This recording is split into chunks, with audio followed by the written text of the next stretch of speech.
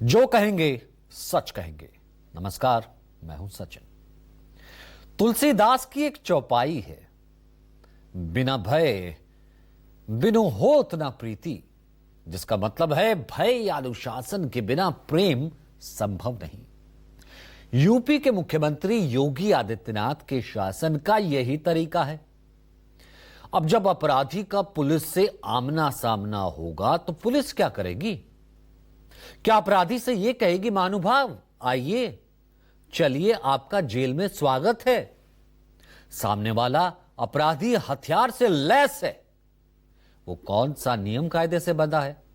वो तो अपनी जान बचाने के लिए पहले पुलिस वाले पर फायरिंग करेगा ही। तो क्या करेंगे पुलिस वाले? हाथ पर हाथ रखकर बैठे रहेंगे? ऐसा तो है नहीं।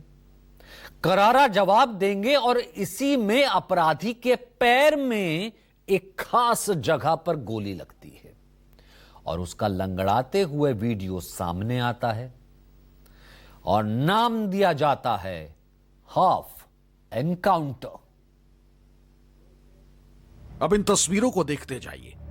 पहले भी हाफ एनकाउंटर होते थे, लेकिन जब से योगी जी प्रदेश में आए हैं इसकी संख्या बढ़ गई। किसी के बाएं पैर में गोली लगी है तो किसी के दाएं पैर में गोली लगी, और गोली बिल्कुल दोनों पैर में एक खास जगह पर ही लगी। यूपी पुलिस की तो दाद देनी पड़ेगी, टारगेट पर बिल्कुल सटीक निशाना। कभी आप नहीं सोचते कि ये जो हाफ एनकाउंटर की तस्वीरें आए दिन टीवी चैनल पर दिखती है, इसमें कितना सच और कितना झूठ है। जो हम और आप सोचते हैं वही जज साहिबान के दिमाग में भी चलता है। यही सोचकर सच जानने के लिए देवबंद कोर्ट के एसीजीएम परविंदर सिंह खुद देवबंद जेल चले गए।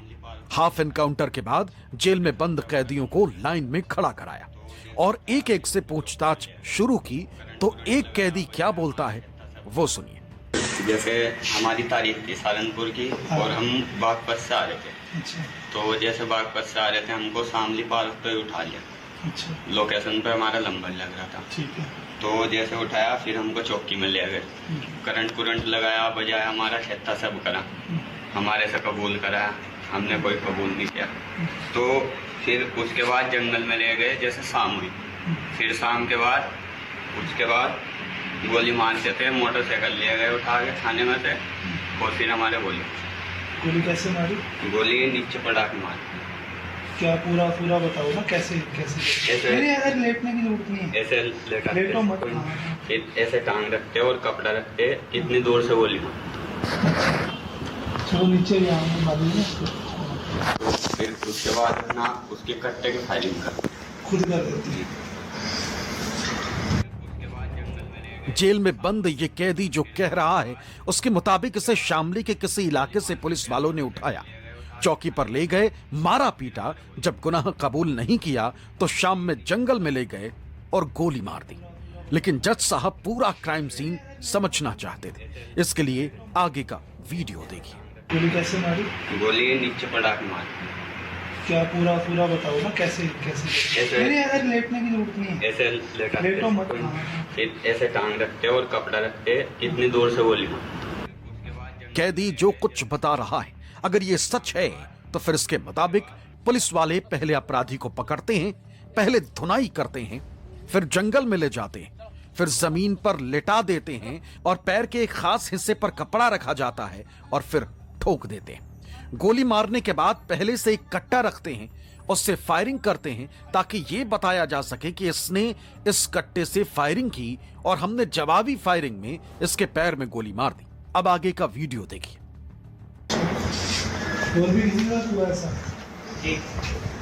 ऐसी हुआ तुम्हारे भी? सेम ऐसी मारी गोली?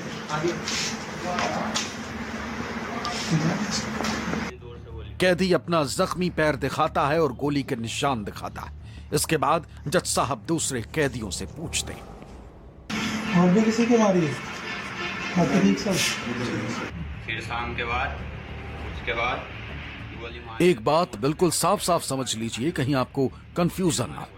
इस वीडियो को दिखाने का हमारा मकसद ये बताना नहीं है कि ये कैदी जो बोल रहा है वो 100% सही हो, लेकिन अगर ये सच है तो फिर बेहद चिंताजनक है। यहां ये भी बिल्कुल क्लियर कर दें कि ये वायरल वीडियो है, इसे आम आदमी पार्टी ने अपने सोशल मीडिया प्लेटफॉर्म एक्स पर शेयर करते हुए लिखा है। उत्तर प्रदेश में योगी जी की बहादुर यूपी पुलिस कैसे करती है हाफ एनकाउंटर।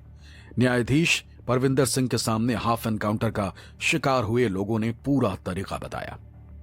ये वीडियो वायरल होने के बाद कांग्रेस ने क्या कहा वो सुनिए। हम लोगों ने इस बात को उठाया है। पूरी तरह से सरकार फर्जी एनकाउंटर कराने में पूरी तरह से आज देश के नंबर 3 पर है, फर्स्ट 3 में है उत्तर प्रदेश कस्टोडियल डेथ्स और फेक एनकाउंटर्स। लगातार ये बातें सामने आई हैं, पर सरकार केवल अपने आंकड़े बेहतर करने के लिए, एक फॉल्स परसेप्शन क्रिएट करने के लिए फर्जी एनकाउंटर करा रही। ये सही है, जब जब ऐसे एनकाउंटर होते हैं तो उस पर सवाल उठते हैं। ऐसा ही एक मामला इलाहाबाद हाईकोर्ट के पास आया और हाईकोर्ट ने 30 जनवरी को हाफ एनकाउंटर के तरीके पर कड़ी नाराजगी जताई थी। इलाहाबाद हाईकोर्ट ने क्या कहा था वो सुनिए। आरोपी को सजा देने का अधिकार केवल न्यायपालिका को है, पुलिस के पास नहीं। पुलिस वाले अपने ऊपर के अधिकारी को खुश करने के लिए हाफ एनकाउंटर कर रहे हैं। पुलिस वाले जानबूझकर आरोपी के घुटने के नीचे पैर में गोली मारते हैं, जिससे मामला हाफ एनकाउंटर कहलाया और वो बहादुरी का श्रेय ले सके। कानून की नजर में यह तरीका बिल्कुल भी मान्य नहीं। इसके साथ ही कोर्ट ने 6 पॉइंट गाइडलाइन जारी की। हाईकोर्ट ने कहा कि अगर एनकाउंटर में आरोपी को गंभीर चोट लगती है तो उसकी एफआईआर दर्ज होगी। जांच सीबीसीआईडी या किसी अन्य थाने की टीम करेगी। हाईकोर्ट ने थोड़ी राहत देते हुए कहा कि एफआईआर में पुलिस कर्मियों के नाम आरोपी के रूप में लिखना जरूरी नहीं, केवल पुलिस टीम का लिखा जाए। कोर्ट ने कहा कि घायल आरोपी का तुरंत इलाज कराया जाए। फिटनेस सर्टिफिकेट के बाद ही उसका बयान मजिस्ट्रेट या मेडिकल अफसर दर्ज करेगा। चौथा ये कि पूरी जांच के बाद रिपोर्ट सक्षम अदालत को भेजी जाएगी, जो सुप्रीम कोर्ट की प्रक्रिया के अनुसार काम करेगी। 5वां, अगर परिवार को लगता है कि जांच निष्पक्ष नहीं हुई तो वो सेशंस जज के सामने शिकायत कर सकता है। जरूरत पड़ने पर मामला हाईकोर्ट भी भेजा जा सकता है। और छठा, एनकाउंटर के तुरंत बाद out of turn promotion, gallantry award नहीं दिए जाएंगे। अवार्ड तभी मिलेगा जब कमेटी की जांच में बहादुरी पूरी तरह साबित हो। अक्सर देखने में ऐसा मिलता है कि किसी बड़े अपराधी का कोई पुलिस टीम एनकाउंटर करती है तो सरकार उसे तुरंत आउट ऑफ टर्न प्रमोशन देती है और गैलेंट्री अवार्ड के लिए नाम की सिफारिश की जाती है। कोर्ट ने कहा कि पहले कमेटी जांच करेगी और जब बहादुरी पूरी तरह साबित होगी तभी ऐसी सिफारिश की जा सकेगी। कोर्ट ने इसके साथ यह भी हिदायत दी है कि अगर पुलिस ने एनकाउंटर में नियमों का पालन नहीं किया तो फिर उस जिले के एसपी, एसएसपी और कमिश्नर व्यक्तिगत रूप से कोर्ट की अवमानना के दोषी माने जाएंगे। दरअसल इलाहाबाद हाईकोर्ट ने हाफ एनकाउंटर में जख्मी एक आरोपी की जमानत याचिका मंजूर करते हुए यह फैसला दिया था। सोचिए, यूपी पुलिस के एनकाउंटर वाली कारस्तानी से हाईकोर्ट भी खफा है, मगर सरकार इसे अपनी सबसे बड़ी उपलब्धि बताती है। पुलिस प्रशासन की जमकर तारीफ कर रही है। इलाहाबाद हाईकोर्ट के इस फैसले के बाद प्रदेश के मुखिया योगी आदित्यनाथ ने क्या कहा वो सुनिए। प्रयास तो किया कि कानून के दायरे में रह करके करें, लेकिन बहुत बार होता है, आप भी इस बात को समझते होंगे, भाई अगर सामने वाला व्यक्ति कानून से भयभीत नहीं है तो फिर उसको कानून के दायरे में ला करके कानून की भाषा समझाना तो फिर तात्कालिक परिस्थिति हो जाती है। बहुत बार लोग टिप्पणी करते हैं कि पुलिस ने गोली क्यों मार दी। अगर पुलिस गोली ना मारी तो क्या पुलिस गोली खाए? ये दोनों काम एक साथ नहीं चल सकते। अगर उस अपराधी को गोली चलाने की स्वतंत्रता है तो पुलिस के पास भी हमने इसलिए पिस्तौल दी है कि वह भी उसके सामने उसका मुकाबला करे। बिल्कुल सही कह रहे हैं मुख्यमंत्री योगी आदित्यनाथ। पुलिस वाले के सामने कोई अपराधी गोली तान कर खड़ा होगा तो फिर वो तो गोली ही मारेंगे, लेकिन यहां जो कैदी कह रहा है वो एक बार फिर सुन लीजिए। गोली कैसे मारी? गोली नीचे पड़ा के मारी। क्या पूरा बताओ ना, कैसे नहीं, यार लेटने की जरूरत नहीं है। ऐसे लेटो मत। फिर ऐसे टांग रखते और कपड़ा रखते, इतनी दूर से गोली मारी। अगर कैदी की बात सच है तो फिर यहां तो अपराधी और पुलिस के बीच आमना सामना हुआ ही नहीं। ये तो ऐसा लग रहा है कि गैर कानूनी काम पुलिस कानूनी तरीके से करती दिख रही, जो किसी भी समाज के लिए ठीक नहीं।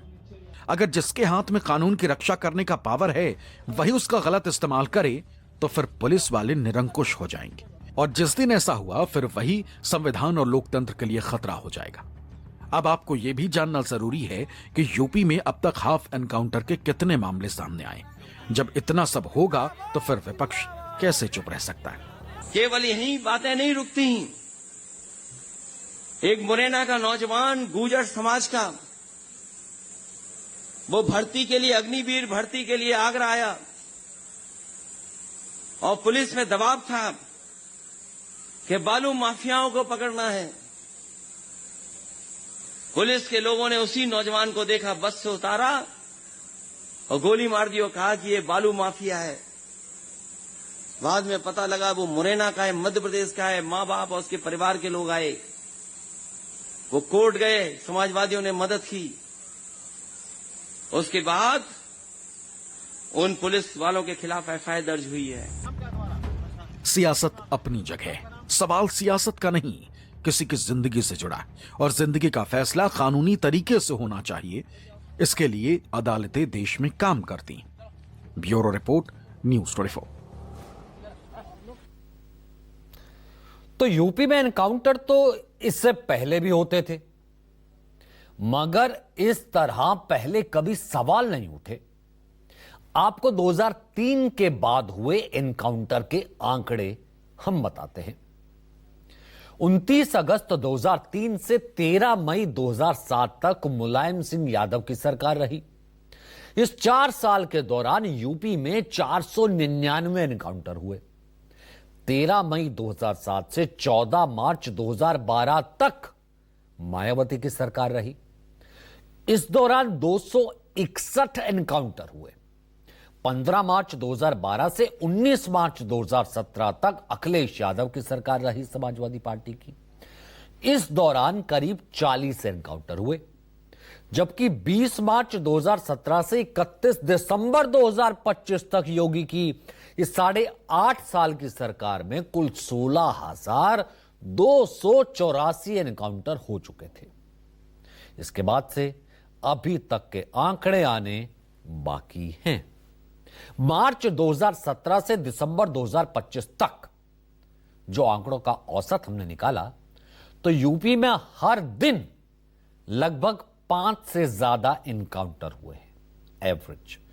योगी सरकार के दौरान हुए एनकाउंटर में 266 अपराधी पुलिस कार्रवाई में ढेर हुए, जबकि कुल 10,990 अपराधी एनकाउंटर में घायल हुए। और सबसे ज्यादा एनकाउंटर मेरठ जोन में हुए, जहां 85 अपराधी तो मारे गए। इन 16,284 एनकाउंटर के दौरान कुल 33,000 से ज्यादा अपराधियों को गिरफ्तार किया गया। इन 8.5 सालों में हुए एनकाउंटर के दौरान जहां पुलिस के 1,783 जवान अपराधियों की गोली से घायल हुए, लगभग 1,800, वहीं 18 पुलिसकर्मी शहीद भी हुए। हालांकि योगी राज में हुए इन एनकाउंटर्स पर सियासत भी शुरू से चल रही है।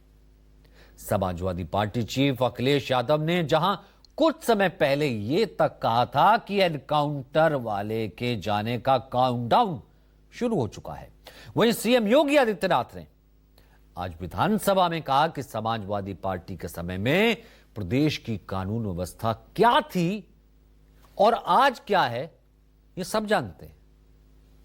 जो एनकाउंटर वाले हैं उनका काउंटडाउन शुरू हो गया है।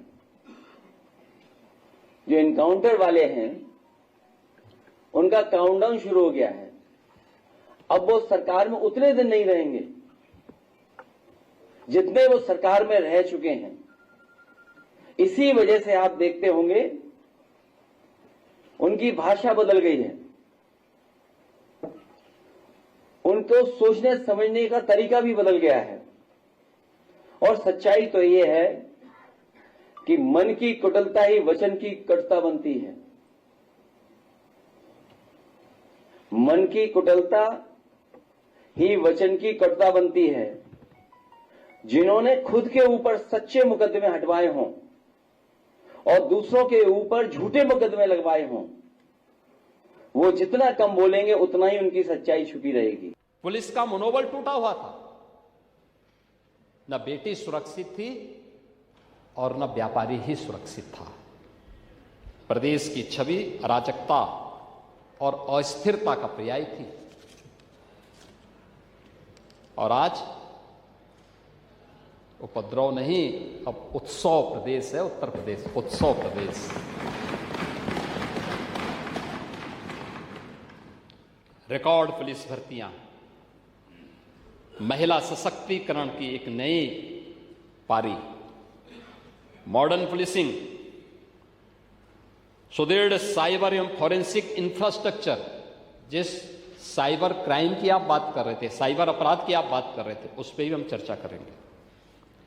त्वरित और आपातकालीन सेवाएं, जो इंटीग्रेटेड हम लोगों ने यहां पे सेवाएं दी हैं, उसके बारे में, उसका विस्तार, और अपराध और अपराधियों के प्रति zero tolerance, rule of law, ये आज यूपी के अंदर देखने को मिलता है। तो ये था encounter with the truth. Encounter के बाद आज का एक और बड़ा मुद्दा है लापरवाही और भ्रष्टाचार का। ताजा मामला दिल्ली से सटे नोएडा का है। नोएडा में मेट्रो दौड़ती है। मेट्रो स्टेशन नोएडा सेक्टर 51 और मेट्रो स्टेशन नोएडा सेक्टर 52, अगर आपने देखे हो, दोनों पास पास हैं। यात्रियों की परेशानी को बचाने के लिए दोनों मेट्रो स्टेशंस को जोड़ते हुए एक स्काई वॉक बनाया जा रहा है, ताकि लोग एक मेट्रो स्टेशन से निकलें, स्काई वॉक से दूसरे मेट्रो स्टेशन तक पहुंच जाएं। यह स्काई वॉक पूरी तरह बनकर तैयार है, लेकिन आगे जो खुलासा करने वाले हैं वो तो बेहद चौंकाने वाला है।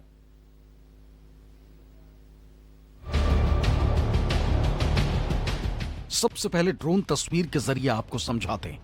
यह देखिए, यह है नोएडा का मेट्रो स्टेशन 51 और यहां है मेट्रो स्टेशन 52 यानी 52। अब यह देखिए, स्काई वॉक यहां से निकलकर ऐसे आगे बढ़ता है और मेट्रो लाइन के नीचे से गुजरते हुए दूसरे मेट्रो स्टेशन तक जाता है। ड्रोन की यह तस्वीर पुरानी है, हमने आपको समझाने के लिए इस्तेमाल की। एक बार फिर देखिए, ये स्काई वॉक मेट्रो स्टेशन 51 से 52 तक ऐसे बन गया है और ये है सेक्टर 52 में एंट्री पॉइंट। लेकिन आगे क्या हुआ वो देखिए। यहां तक बिल्कुल मेट्रो स्टेशन के गेट तक स्काई वॉक बनकर तैयार है, लेकिन ये देखिए, यहां आकर रास्ता बंद हो गया। अब अंदर से आपको दिखाते हैं। ये देखिए, स्काई वॉक के सामने ये मेट्रो का पिलर बीच में आ गया। अब ये पिलर जब तक तोड़ेंगे नहीं, तब तक स्काई वॉक के जरिए लोग मेट्रो स्टेशन 52 में जा ही नहीं सकते। ये तस्वीर भी पुरानी है। ये पिलर आज की तारीख में कैसा है वो देखिए। अब जैसे स्काई वॉक की शुरुआत की बात की जा रही है, अब आप देखिए जरा, स्काई वॉक बनकर लगभग तैयार है, लेकिन इसके लिए सबसे बड़ी परेशानी जिस बात की थी वो है ये दीवार, जिसको तोड़ने के बाद ही स्काई वॉक को जोड़ा जा सकेगा सेक्टर 51 से 52 की तरफ। लेकिन सोचिए, अगर इस दीवार को तोड़ा जाएगा तो इसकी पूरी बीम जो है वो डैमेज हो जाएगी और शायद यही वजह है कि पिछले 4 महीने से काम रुका हुआ है। इंजीनियरिंग वर्क कहीं ना कहीं फेलियर है। नक्शा पास होने के बाद भी ये तय नहीं हो पाया कि आखिर किस तरीके से स्काई वॉक को बनाना है और शायद यही वजह है कि इतना पैसा लगाने के बाद, करीब मान के चलिए 44 करोड़ रुपए लगाने के बाद भी नोएडा अथॉरिटी अभी तक इसको स्टार्ट इसलिए नहीं कर पा रही है क्योंकि इसमें टेक्निकल एरर रहा है। और टेक्निकल एरर क्या है कि ये बीम, इस दीवार, इस पिलर को तोड़ने के बाद ही स्काई वॉक को सीधे तौर पे जोड़ा जा सकेगा, लेकिन इसको तोड़ने की कवायद को लेकर या सोच को लेकर अभी तक कोई पॉजिटिव प्लान नहीं है और शायद यही वजह के ऐसे हालात के पीछे जिम्मेदारी किसकी, इस पर तमाम सवाल उठते नजर आ रहे हैं। अब सबसे बड़ी मुसीबत है कि अगर इस पिलर को तोड़ा गया तो फिर मेट्रो स्टेशन की नींव ही हिल जाएगी। अब सवाल उठता है कि स्काई वॉक बनाने वाले इंजीनियरिंग टीम को अंदाजा ही नहीं लगा कि जिस स्काई वॉक को 2023 से बना रहे हैं, वो जब आगे जाएगा तो सामने मेट्रो का पिलर आ जाएगा। इस स्काई वॉक को अगले महीने ही जनता के लिए खोलना है, लेकिन खोलेंगे कैसे? सामने तो मेट्रो का पिलर है। अब इससे आगे की कहानी भी सुन लीजिए। इस स्काई वॉक को साल 2029 में खत्म भी कर देना है। प्रोजेक्ट में ये सामने देख रहे हैं, ये मॉल बन रहा है। जब ये मॉल बनकर तैयार हो जाएगा तो लोगों के आने जाने का रास्ता इस मॉल से बन जाएगा। इसलिए इस स्काई वॉक को 2029 में डिसमेंटल कर देना है। अब करें तो क्या करें? इस स्काई वॉक को बनाने में 42 से 44 करोड़ रुपए खर्च हो चुके हैं। दरअसल अब कुछ भी नहीं हो सकता। स्काई वॉक को तोड़ने के अलावा कोई दूसरा रास्ता बचता ही नहीं। अब आप समझ लीजिए कि जनता का 42 से 44 करोड़ रुपया पानी में गया। जब बात लापरवाही और भ्रष्टाचार की हो रही है तो फिर यह तस्वीर आपको जरूर देखनी चाहिए। यह मध्य प्रदेश के भोपाल की तस्वीर है। फ्लाईओवर बन गया और फ्लाईओवर 90 डिग्री के कोण पर टर्न लेता है। अब जरा सोचिए, जब तेज गाड़ी इस पर दौड़ेगी तो कैसे 90 डिग्री के कोण पर घूमेगी। अब इस तस्वीर को भी देख ही लीजिए। बिहार का ये पुल है, खेत में बिना सड़क के बना दिया गया। जरा सोचिए, इस पर कौन सी गाड़ी किधर से आएगी और किधर से जाएगी। ये नीतीश सरकार का पुल है। तस्वीरें काफी हैं, ज्यादा लिखने की जरूरत नहीं, आप खुद समझदार हैं। नोएडा से वरुण सिन्हा, भोपाल से विपिन श्रीवास्तव और पटना से अमिताभ ओझा के साथ ब्यूरो रिपोर्ट, न्यूज़ 24। वही जनता के पैसे की बर्बादी से जुड़ी एक और तस्वीर आपको दिखाते हैं। यह दिल्ली के मुखर्जी नगर इलाके में बना तस्वीर आप देख रहे हैं, सिग्नेचर व्यू अपार्टमेंट से। प्रशासन ने इसे पूरे तरीके से सील कर दिया है। जानते हैं क्यों? क्योंकि इस हाउसिंग सोसाइटी को खतरनाक इमारत घोषित किया गया है। प्रशासन का कहना है कि इमारतों की हालत इतनी जर्जर हो चुकी है कि यहां रहना जानलेवा साबित हो सकता था। लेकिन आपको यह जानकर हैरानी होगी कि इन इमारतों को बने महज 15 साल ही हुए हैं। 2010 में बने इन अपार्टमेंट्स में कुछ ही सालों बाद दीवारों और खंभों में गहरी दरारें आने लग गई। कई बार प्लास्टर चढ़ाया गया, प्लास्टर गिरने लग गए, कई घटनाएं सामने आई। इसके बाद 2022 में आईटी दिल्ली की स्ट्रक्चरल ऑडिट रिपोर्ट में खुलासा हुआ कि निर्माण में घटिया सामग्री का इस्तेमाल किया गया था और स्टील में जंग लग गया, जिस कारण से इमारतें कभी भी गिर सकती हैं।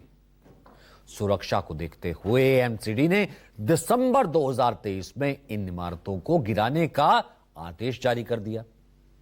इसके बाद सितंबर 2025 में दिल्ली हाई कोर्ट ने भी डेमोलिशन की मंजूरी देते हुए इसे बताया जीवन के लिए गंभीर खतरा।